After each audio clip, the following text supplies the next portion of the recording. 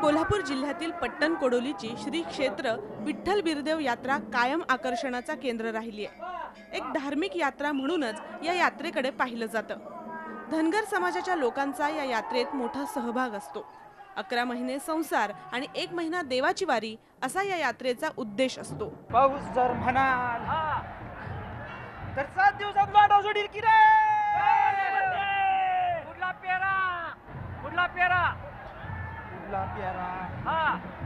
उडला प्यारा म्हणचाल तर रोहिणी गाज मिरुग डाज रोहिणीचा पाऊस आणि मिरगाची पेर देशात होईल की रे।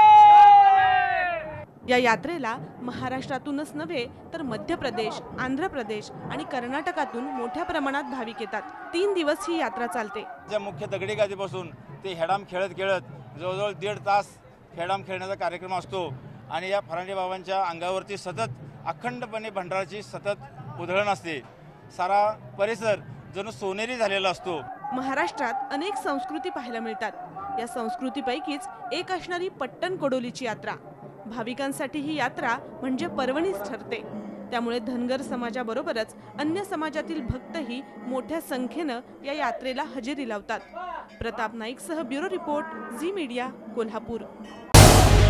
झी 24 तास रहा एक पाऊल पुढे।